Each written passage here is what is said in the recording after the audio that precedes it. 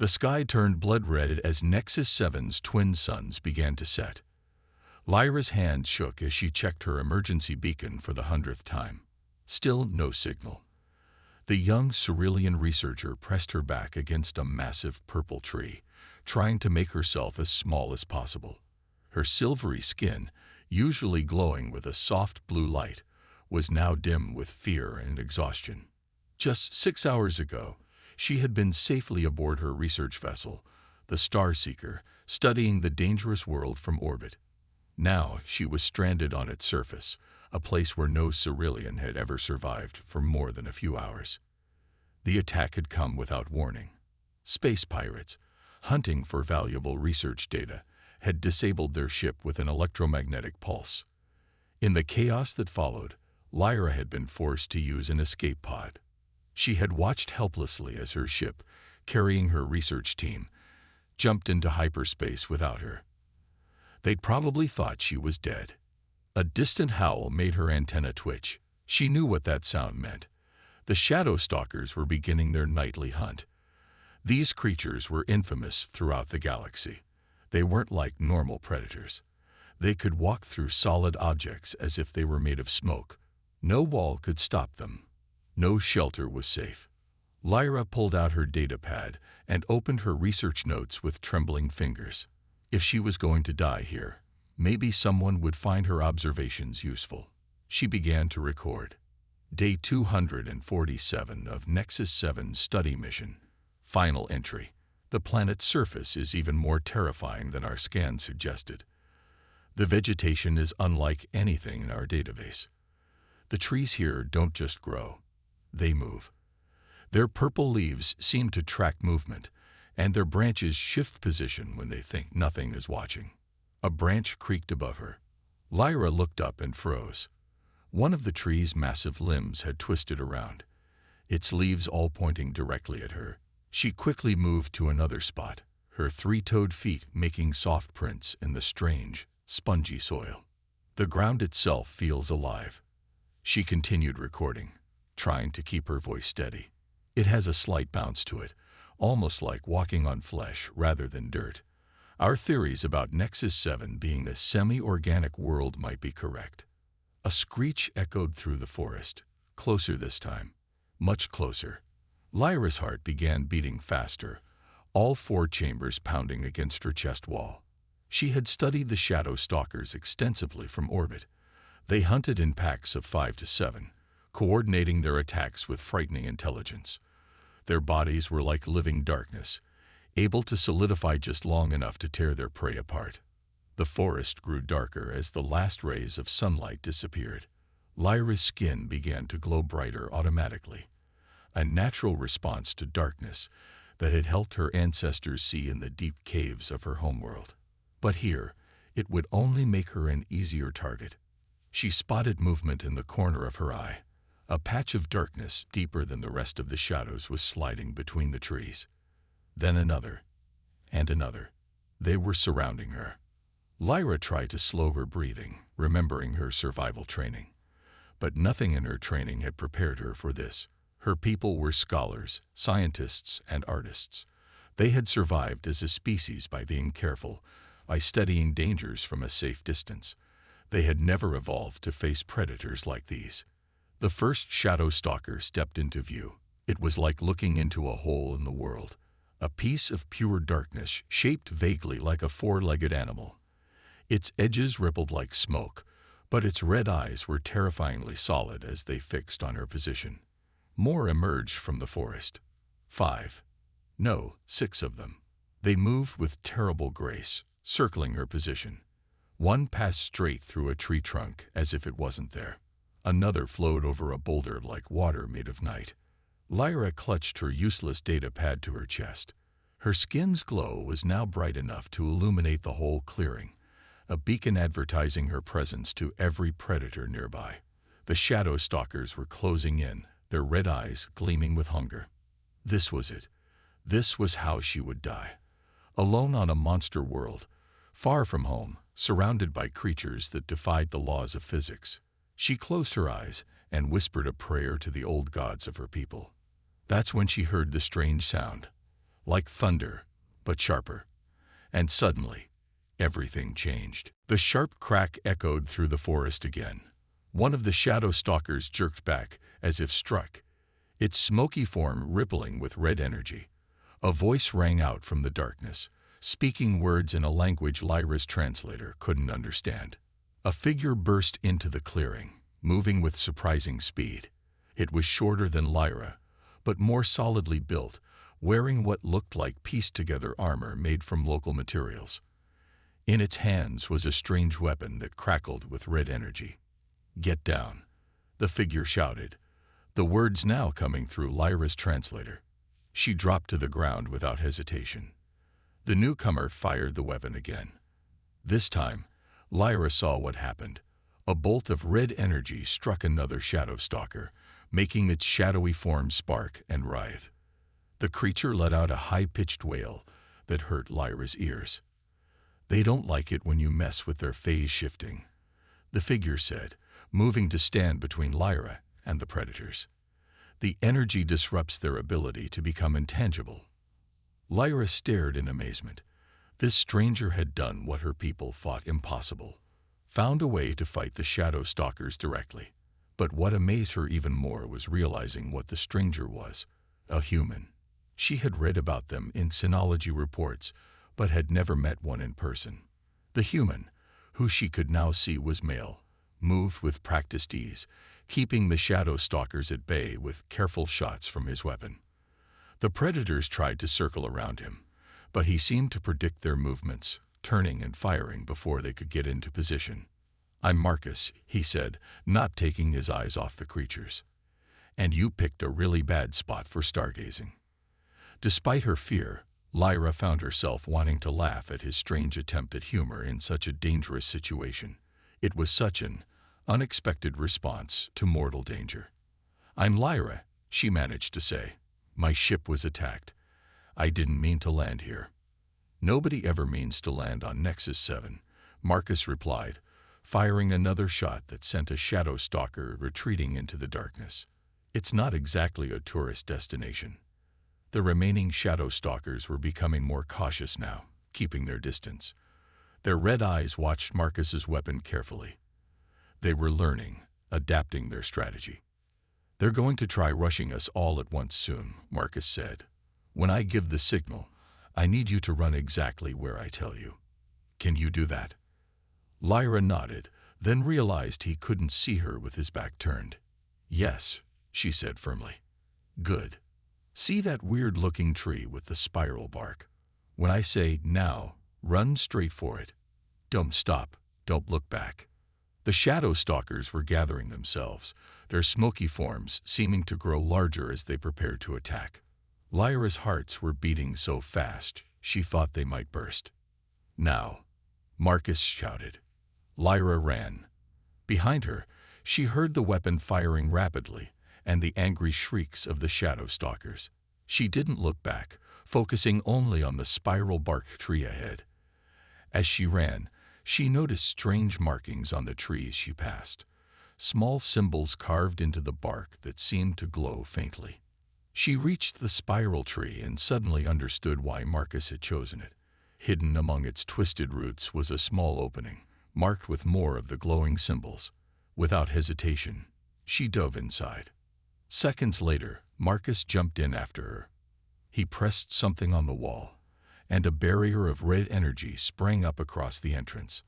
Outside, the shadow stalkers slammed against it, but couldn't pass through. "Welcome to my humble home," Marcus said, finally lowering his weapon.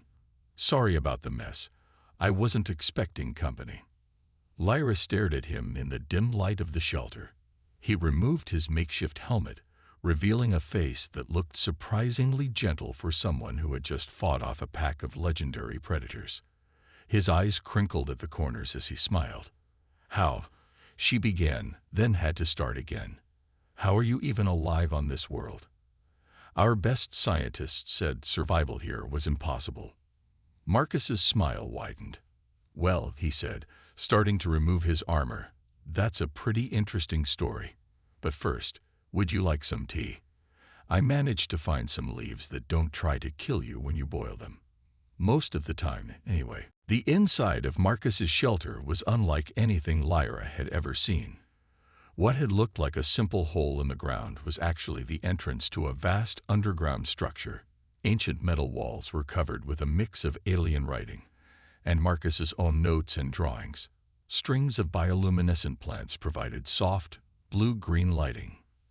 "It's not much," Marcus said, setting his energy weapon in a charging station made from salvaged parts. "But it's safer than anywhere else on this death world." Lyra sipped the tea he had given her. It had an unusual taste, but it helped calm her nerves. "You found this place?" she asked, looking around in wonder. Marcus shook his head. "More like it found me. I fell into it while running from a pack of spine runners, nasty things, like giant centipedes with acid spit." He pointed to a scar on his arm. "That was about a year ago, right after my team's evacuation went wrong." "A whole year." Lyra couldn't hide her shock. "Alone here?" "Not exactly alone," Marcus laughed, reaching into a nearby container. Something small and furry jumped out and climbed onto his shoulder. It looked like a cross between a squirrel and a moth, with 6 legs and tiny wings. "This is Pip. She's what my people would call a pest, but here she's my early warning system. She can sense the shadow stalkers before they get close." Lyra watched as the creature chirped and nibbled on something Marcus fed it. "But how do you survive? The food, the water, everything on this planet is poisonous to most life forms." Marcus walked over to a wall covered in detailed drawings of plants and animals. "Trial and error. Lots of error at first," he admitted. "I started testing everything using equipment from my survival kit. Found out some things are edible if you prepare them right." He pointed to different pictures. "These purple fruits are safe after 3 days of drying. These roots are good if you boil them twice. And these mushrooms will kill you unless you eat them with these leaves." He moved to another section of the shelter, where pieces of machinery and strange devices were organized on shelves. The real game changer was finding this place. "It's some kind of ancient research station. Most of it doesn't work anymore, but I've managed to get some systems running again." Lyra examined the alien writing on the walls. "Can you read this?" "Not really," Marcus said, "but I figured out some basic symbols. This one means danger." He pointed to a mark that appeared frequently. "And this group here seems to be about power systems. The previous owners were pretty advanced. They built these defense markers that keep most predators away." He showed her a map he had drawn on one wall, marked with different colored symbols. "Red marks are danger zones, places where even the shadow stalkers won't go. Blue marks are safe spots with defense markers. Green marks show where I can find food and water." Lyra studied the map with growing amazement. In just 1 year, this human had learned more about surviving on Nexus 7 than her people had discovered in decades of orbital observation. "But the shadow stalkers," she said, remembering his energy weapon. "How did you learn to fight them?" Marcus's face grew serious. "That was pure luck, actually. I found some old research data in the station's computers. The shadow stalkers aren't natural creatures. They're leftover security systems from whoever built this place. Their phase shifting can be disrupted by the right energy frequency." He patted his weapon. "Took me 3 months to build this from old parts I found here. I call it a phase disruptor." A sudden chirp from Pip made them both look up. The little creature's wings were fluttering nervously. "Speaking of which," Marcus said, checking a scanner on his wrist, "we should move deeper inside. The big hunting packs come out at this hour, and they're getting better at finding the weak spots in the defense grid." As they walked deeper into the shelter, Lyra realized something extraordinary. This human hadn't just survived on Nexus 7. He had made it his home. And somehow, that made her feel safer than she had since landing on this nightmare world. Deeper inside the shelter, Marcus showed Lyra to what he called the living room. It was a large circular chamber with comfortable seating made from processed local plant fibers. Pip flew around the room, settling on a perch made especially for her near a light source. "Your species, Lyra began, her curiosity finally overwhelming her caution. "You're so young compared to mine. The Ceruleans have been traveling space for over 10,000 years. But you humans, you only reached the stars a century ago." Marcus smiled as he adjusted some equipment. "That's true. We're the new kids in the galaxy. But sometimes being new means you look at things differently." He sat down across from her. "Like this planet, your people saw it as impossible to survive on.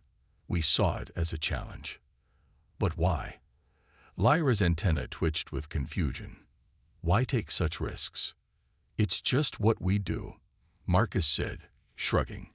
"My great-grandmother used to tell me stories about climbing Mount Everest, one of the most dangerous mountains on Earth. When people asked her why she did it, she'd say, 'Because it was there.'" A loud rumble shook the shelter, making Lyra jump. "Just a gravitic storm," Marcus reassured her. "They happen every few days. The shelter's shields protect us." Lyra's silvery skin flickered with nervous light. "You've learned so much about this world. My people, we pride ourselves on our knowledge, our careful study. But you've discovered more in 1 year than we did in 50. Different approaches, that's all," Marcus said. He pulled out a data tablet and showed it to her. "Look at this. Your people's orbital studies helped me understand the planet's weather patterns. Without that, I wouldn't have known when to prepare for the acid rains or plasma storms." Lyra looked at the tablet with surprise. It was filled with her people's research data, but Marcus had added his own notes and observations. Where Cerulean scientists had noted impossible survival conditions, he had written detailed methods for adapting and thriving. "We're not so different," Marcus continued. "Your people study from a safe distance to understand. We dive in to understand. Both ways work, they just work differently." A soft beeping came from one of his monitoring devices. "Ah, perfect timing," he said, standing up. "Want to see something amazing?" He led her to another chamber with a large viewing window. Outside, the sky had turned a deep purple, and streams of energy danced through the air like rivers of light. "The gravitic storms interact with the planet's magnetic field," Marcus explained. "Creates the most beautiful light show you'll ever see. I call them the Nexus lights." Lyra watched in awe. Her people had recorded this phenomenon but had never seen it from the surface. The data couldn't capture how the lights seemed to sing as they moved, or how they made the ground beneath them hum with energy. "I've been trying to harness their energy," Marcus said, showing her some of his equipment. "The storms generate massive power. If I can figure out how to safely collect it, I might be able to strengthen the shelter's defenses." Lyra looked at his work with growing respect. Where her people saw danger, he saw opportunity. Where they found reasons to stay away, he found reasons to dig deeper. "I could help," she found herself saying. "My people's understanding of energy fields, combined with your practical experience." Marcus's face lit up. "A collaboration.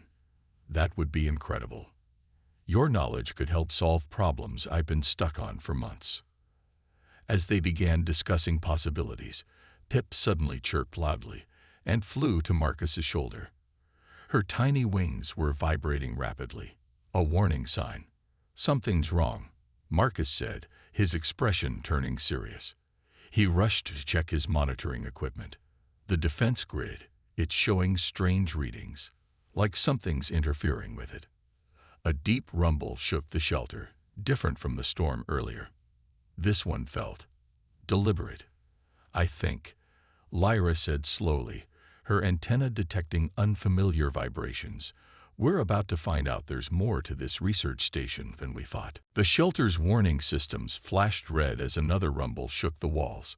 Marcus rushed between different monitoring stations, checking readings with growing concern. Pip flew nervously around the room, making distressed chirping sounds. "This doesn't make sense," Marcus muttered, studying the screen showing the defense grid. "The shadow stalkers are all gathering in one area. They'd never do that." Lyra joined him at the console, her scientific training kicking in. "Look at their movement pattern," she said, pointing to the display. "It's too organized, almost like." Like they're being controlled, Marcus finished her thought. He grabbed his phase disruptor and some portable scanning equipment. We need to check this out. Check it out. Lyra's skin paled slightly. You mean go outside? Marcus nodded, already putting on his protective gear. Something's wrong with the Shadow Stalkers, and I have a feeling it's connected to this facility. We need to find out what's happening before it gets worse. He handed Lyra some protective clothing he had modified. Here, this should fit over your environment suit. The fabric is treated to mask your natural glow. As they prepared to leave, Marcus showed Lyra how to use a smaller version of his phase disruptor. Just point and shoot if they get too close. The weapon does the rest. They left the safety of the living quarters and moved through darker sections of the facility that Marcus hadn't fully explored.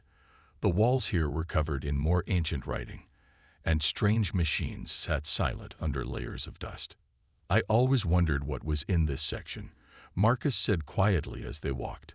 But the Shadow Stalkers were always too active around here to explore safely. Lyra studied the symbols on the walls with her scanner. These warnings, they're different from the ones in your living area. More urgent. She pointed to one repeated symbol. This one appears over and over. I think it means containment. A loud screech echoed through the corridors. Pip, riding on Marcus's shoulder, pressed herself against his neck in fear. They turned a corner and found themselves facing a massive door, half hidden behind overgrown vegetation. The metal surface was marked with warning symbols, and a faint humming came from behind it. That's new, Marcus said, frowning. I've never heard that humming before. Lyra scanned the door. There's an enormous power source behind it, and it's getting stronger. Marcus checked his wrist device. The Shadow Stalkers are all gathering on the other side.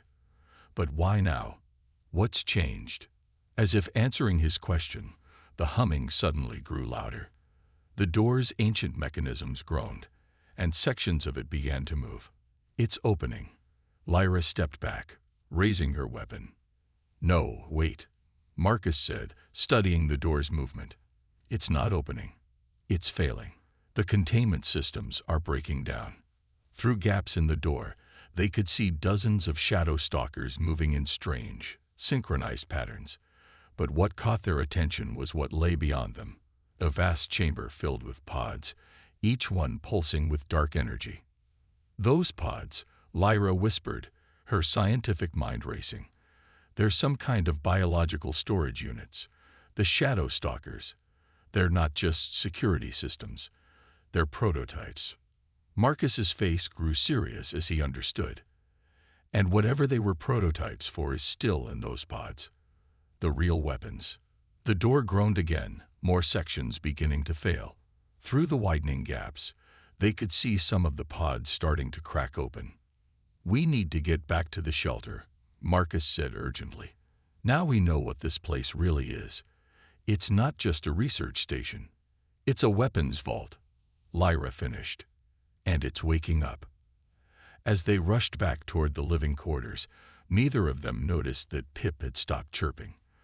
The little creature was staring back at the door with unusual intensity, its eyes glowing with the same dark energy that filled the pods. Back in the shelter's main room, Marcus and Lyra worked quickly to understand what they had discovered. Screens displayed data from their scans, while Pip sat unusually still in a corner, watching them with glowing eyes.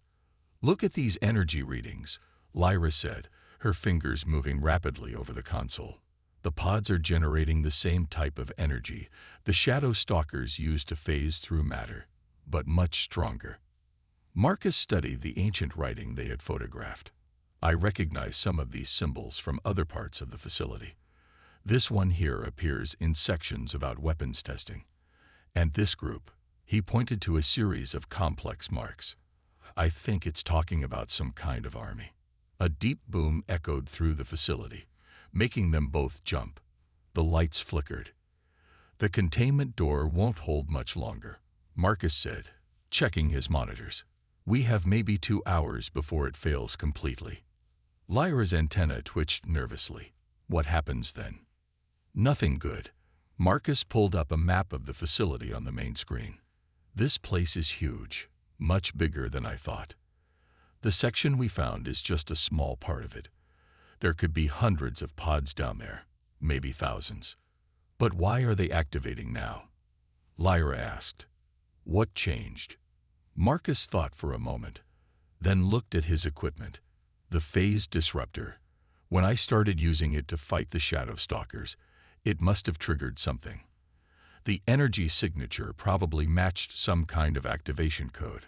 Another boom shook the facility. This time, warning lights started flashing. The defense grid is failing, Marcus said, rushing to another console. Whatever's in those pods is affecting the whole facility's systems. Lyra suddenly noticed something strange on one of the screens. Marcus, look at this. The shadow stalkers, they're changing. The security feeds showed the creatures moving differently now. Their smoky forms were becoming more solid, more defined.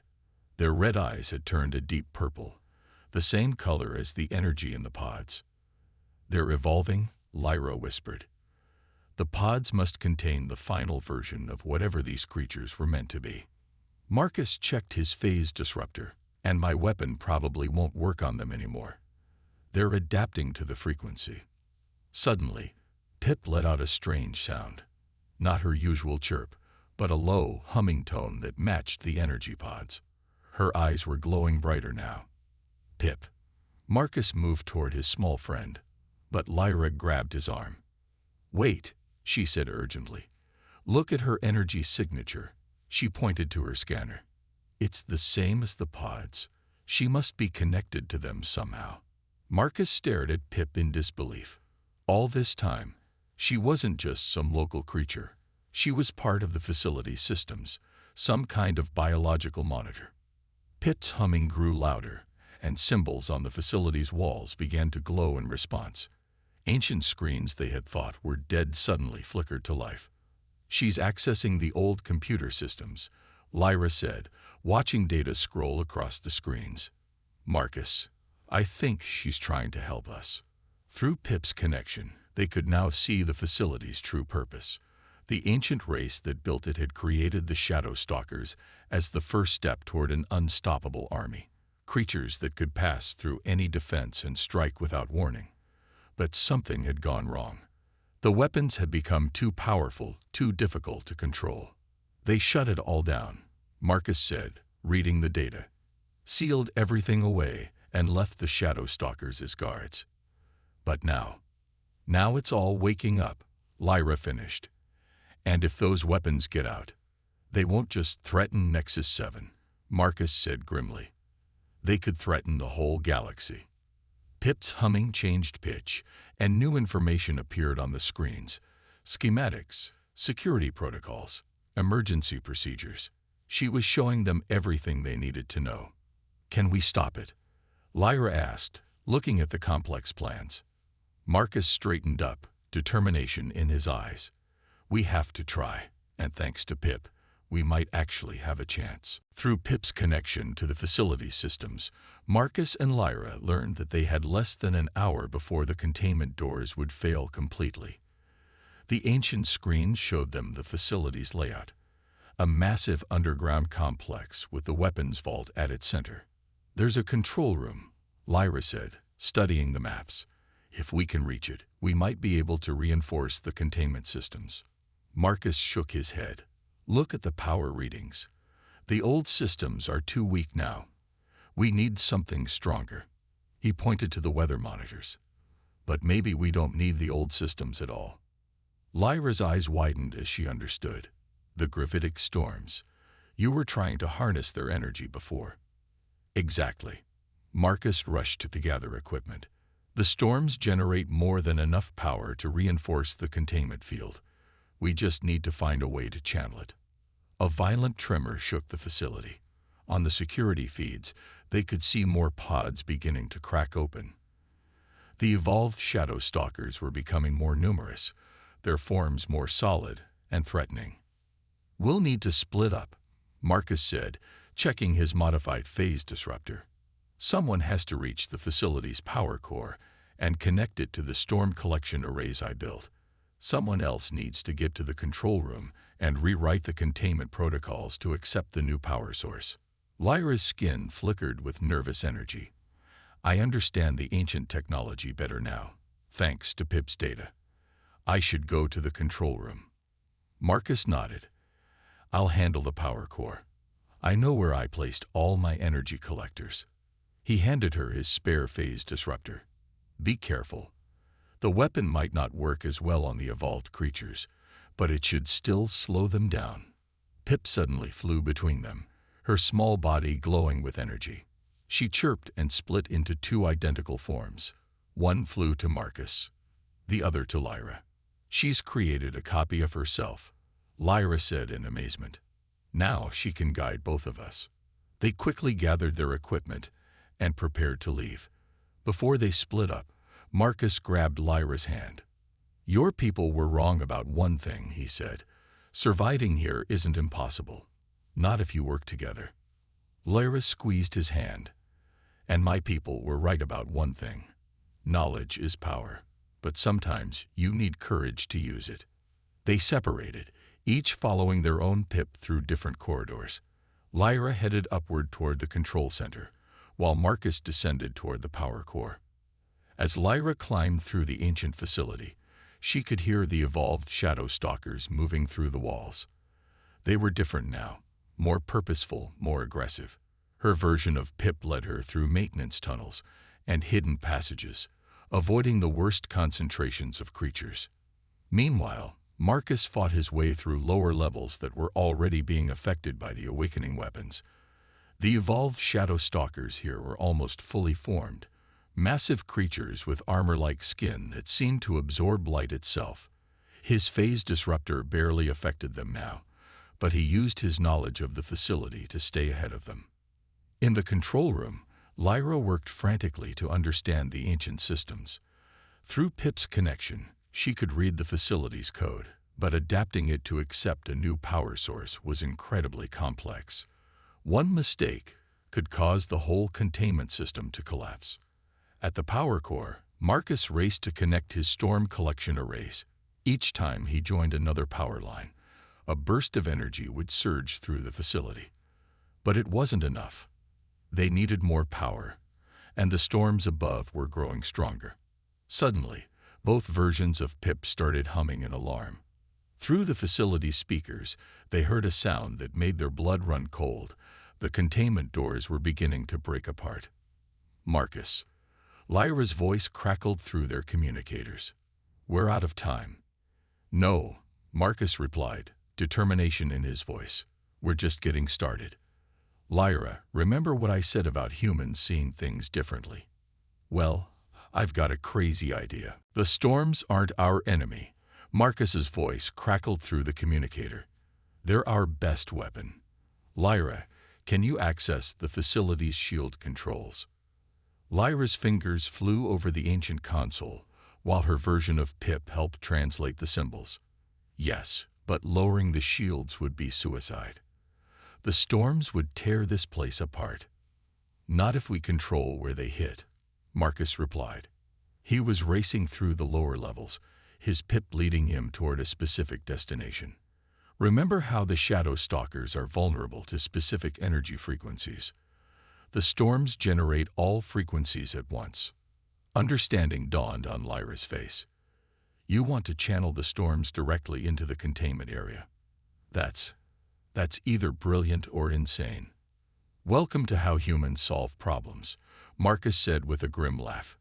Can you do it? I'll need to rewrite the shield protocols. Make them selective instead of total. Lyra began working, her scientific training combining with what she'd learned about human adaptability.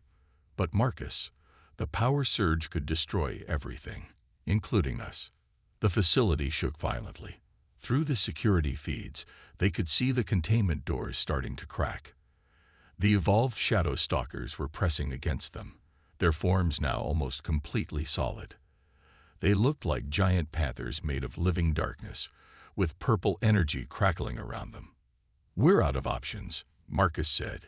He had reached his destination, the facility's main power distribution center. On my signal, lower the shields over the containment section only. I'll try to channel the storm's energy through the power grid. Lyra worked frantically, preparing the shield systems.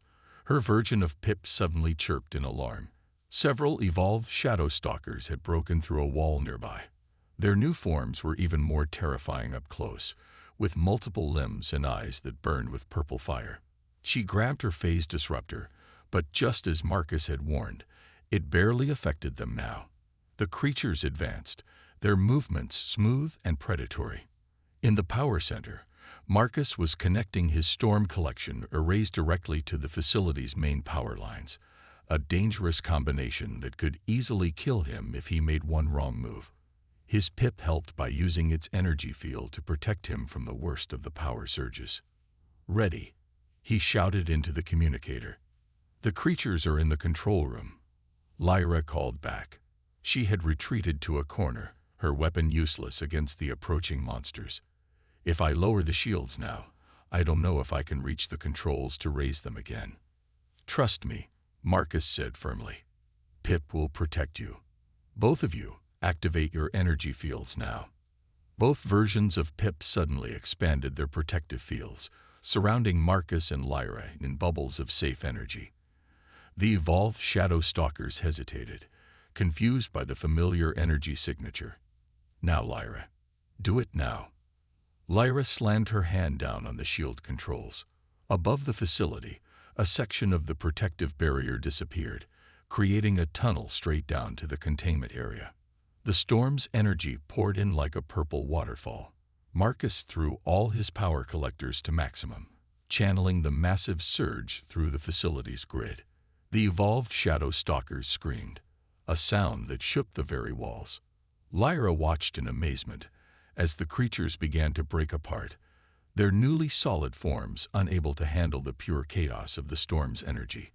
But the facility was also breaking apart, unable to handle the massive power surge. "Marcus," she shouted over the deafening roar of the storm, "the whole place is going to collapse. We need to get out." Through her communicator, she heard him laugh. "Already ahead of you. Remember those maintenance tunnels you used earlier? Head for junction point 7. And Lyra, yes, run fast." The facility groaned as its ancient structure began to give way under the strain of Marcus's desperate plan. The evolved shadow stalkers were disintegrating, but their destruction might cost them everything. As Lyra ran through the crumbling corridors, guided by her Pip, she wondered if this was what it always felt like to attempt the impossible. Terrifying, exhilarating, and absolutely human. Lyra ran through the collapsing facility, her Pip lighting the way through the maze of maintenance tunnels. Behind her, she could hear the storm's energy tearing through the ancient structure. Ahead, she saw a familiar figure waiting at a junction point. "This way," Marcus called, grabbing her hand as she reached him. Both versions of Pip merged back into one and flew ahead of them. "I found something while connecting the power collectors. An emergency exit tunnel. The ancient builders must have planned for something going wrong." They sprinted through the narrow passage as the facility continued to break apart around them. The tunnel sloped upward, leading them toward the surface. Their way was lit by Pip's glow and emergency lights that still worked after thousands of years. "What about the weapons?" Lyra asked as they ran. "Are you sure they're destroyed?" "Look at this." Marcus pulled out his scanner without slowing down. "The storm's energy is still flowing through the power grid. It's not just destroying the evolved creatures. It's erasing all their data from the facility systems. No one will ever be able to recreate them." A massive rumble shook the tunnel. Cracks appeared in the ceiling, and dust rained down on them. "The whole facility is going to collapse into itself," Marcus said, "which is probably for the best. Some secrets should stay buried." They could see light ahead, real light, from Nexus 7's twin suns. The exit was close, but just as they approached it, a final tremor rocked the tunnel. The ceiling began to cave in. "Jump," Marcus shouted, pushing Lyra forward with all his strength. She flew through the exit, landing on the spongy ground outside. She turned back just in time to see Marcus dive through the opening as the tunnel collapsed behind him. They lay on the ground, breathing hard, as Pip flew circles around them, chirping happily. Around them, the forest of Nexus 7 continued its daily life, seemingly unaffected by the drama that had played out beneath its surface. "We did it," Lyra said in amazement. "We actually did it." Marcus sat up, brushing dust from his clothes. "We did more than that. We proved something important, that different species working together can solve problems neither could handle alone." Suddenly, Pip let out an excited chirp. Above them, breaking through the clouds, came the unmistakable shape of a Cerulean rescue ship. "Your emergency beacon," Marcus said, smiling. "They finally found you." As the ship descended, Lyra turned to Marcus. "Come with me," she said. "My people need to understand what happened here, and they need to understand about humans, about how you think differently, solve problems differently." "Are you suggesting an official cultural exchange?" Marcus asked, raising an eyebrow. "I'm suggesting a partnership," Lyra replied. "Your people's courage and creativity, combined with our knowledge and technology. We could learn so much from each other." The rescue ship landed nearby, its crew approaching cautiously with weapons ready. They clearly hadn't expected to find their missing scientist calmly talking with a human on the surface of Nexus 7. Pip settled on Marcus's shoulder as he stood up. "Well," he said, "I suppose I have been looking for a new research project, and explaining to your people how I survived here should be interesting." "That's not the most interesting story you have to tell anymore," Lyra said, her skin glowing with excitement. "Now you can tell them how a human and a Cerulean saved the galaxy together." As they walked toward the rescue ship, Pip flying happily between them, both knew that this wasn't just a story about survival anymore. It was about breaking down barriers between species, about combining different ways of thinking to solve impossible problems. And maybe, just maybe, it was the beginning of something much bigger than either of them had imagined when they first met in that dark forest on a world everyone else had deemed impossible to survive. "You know," Marcus said as they reached the ship, "I think I might actually miss this death world." "Don't worry," Lyra replied with a smile. "I'm sure we can find plenty of other impossible things to do together." Above them, the storm that had helped save them was clearing, and Nexus 7's twin suns painted the sky in beautiful shades of purple and gold, a reminder that even the deadliest worlds could hold moments of wonder, especially when viewed through different eyes.